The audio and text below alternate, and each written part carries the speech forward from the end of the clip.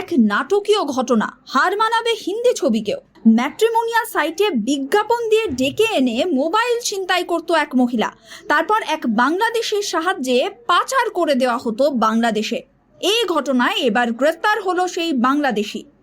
Police সূত্রে খবর, জিয়া সিং নামে ওই মহিলা ম্যাট্রিমোনিয়াল সাইটে বিজ্ঞাপন দিয়ে বিভিন্ন ছেলেদের হোটেলে ডেকে আনতো, তাদের থেকে মোবাইল, গুরুত্বপূর্ণ নথি ছিনতাই করত।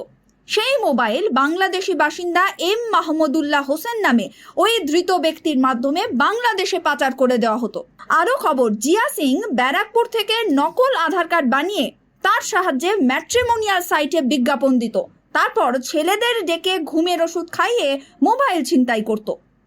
তোমার বাড়ি কোথায়? বাংলাদেশ। এখানে কি কি করতে এসেছিলে? হ্যাঁ, তার পাশাপাশি মোবাইল চক্রের সঙ্গে যুক্ত হয়ে বললে? না, আমি মোবাইল দুটো কিনেছিলাম। হ্যাঁ, আমি জানতাম না যে এগুলো চুরির ফোন।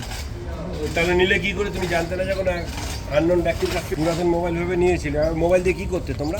না, কিছুই না। বাংলাদেশে নিয়ে গিয়ে কি করতে? বাংলাদেশে নিয়ে ইউজ করার জন্য নিয়েছি। এর আগে তো অনেক মোবাইল নিয়েছো। এর আগে অনেক মোবাইল নিই নাই। ওই দেখা যাচ্ছে মোবাইল তো একবারে একটার বেশি নেওয়াও যায় না।